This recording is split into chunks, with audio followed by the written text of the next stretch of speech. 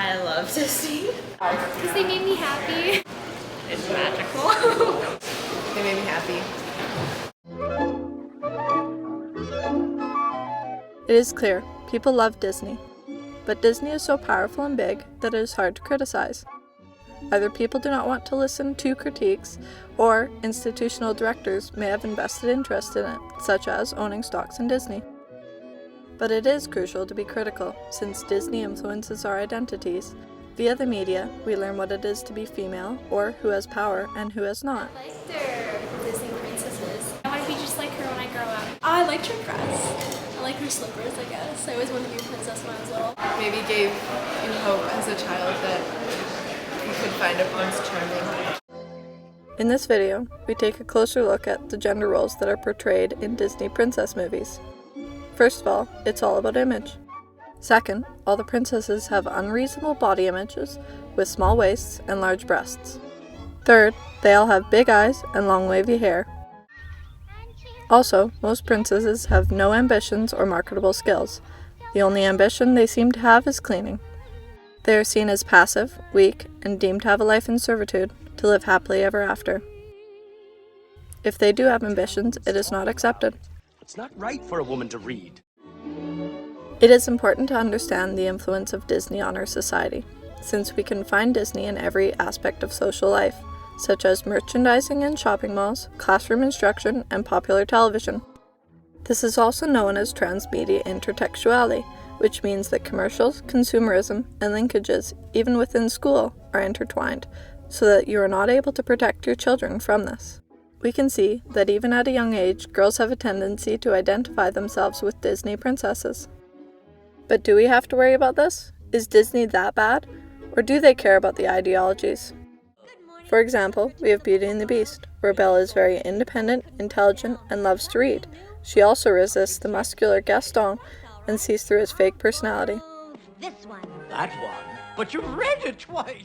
Then Mulan. She is also independent and a tough girl. She joins the army dressed like a man because she wants to save her father. Moreover, she does not wait for Prince Charming to save her. More recently, Disney produces Enchanted, a movie that is a parody on the most popular Disney movies. Enchanted is about a Disney princess that comes into real-life New York. Do you remember Snow White cleaning? Well, this time, everything goes wrong. Closing down the garbage pail and scrubbing up the toilet. Ooh. And while Disney princesses can fall without hurting themselves, Oh my gosh. in real life, they can't.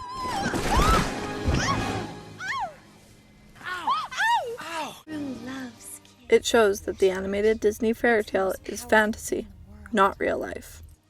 Right. Morgan, just because she has on a funny dress doesn't mean she's a princess. She is a seriously confused woman. Princess and the Frog shows Tiana as a strong, independent girl with big ambitions. In the end of the movie, the prince falls for this hardworking woman that tries to make her dream come true. No, Your Royal Highness. You are gonna mince these mushrooms. Do what? In doing so, he refuses to marry the typical blonde Disney princess of the movie. Charlotte has no ambitions other than marrying the prince. However, even Charlotte doesn't portray typical Disney princess behavior. I swear I'm sweating like a sinner in church. Lastly, in Tangled, we see Rapunzel as a strong and brave female protagonist. The movie is constantly playing with the classical fairy tale stereotypes. Not the nose! Put him down!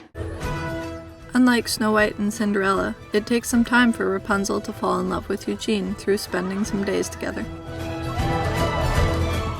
So it seems that Disney is actually progressing and reflecting the contemporary society. The gender roles are slowly becoming more egalitarian, whereas Disney princesses are becoming stronger, with characteristics that are seen as masculine. Therefore, it is important to see a movie in its context. For example, Snow White was produced in 1937, and therefore has some old-fashioned ideas about gender roles. But the most recent movies are rather post-feminist, just like our society. In a reaction on feminism, post-feminism takes the feminist values into account and plays with it. Gotcha. Since there is more gender equality in our society, and girls have more opportunities to get good education and jobs, they are allowed to enjoy their feminine sides again, and do not have to apologize for the fantasies about romance and marriage.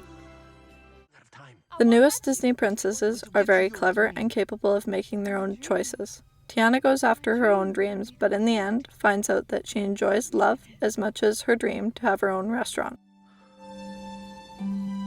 I love you, Naveen. And in Tangled, Disney, for example, plays with traditional ideas of proposal. I tell you that after years and years of asking, I finally said yes. People have been enjoying fairy tales for ages. They have memorable features so that they could easily be remembered and passed on. A fairy tale can be told in different ways and yet remain essentially the same story. The values and meanings, therefore, express the ideologies of a culture. So it is possible to adjust fairy tales to fit our modern times. However, certain patterns will always remain the same, like the search for true love. It is important to teach children critical media literacy. This can be taught at a young age since most children are born into the internet and television. By learning how to analyze and critique ideas about gender, race, and class, children can learn about the context and ideologies of Disney movies in relation to the time period and audience it was created for. In summary, there is nothing wrong with enjoying fairy tales of Disney. However, it is important to be critical about Disney's power and their movies. We should teach children critical media literacy so that they won't take the old-fashioned ideas about gender for granted. Come, my little friends, as we all sing a happy little working song. Merry little voices, clear and strong. Come and roll your sleeves up, so to speak, and pitch in. Cleaning crud up in the kitchen as we sing along. Trill a cheery tune in the tub as you scrub a stubborn mildew stain. Pluck a hairball from the shower drain to that gay refrain of a happy working song.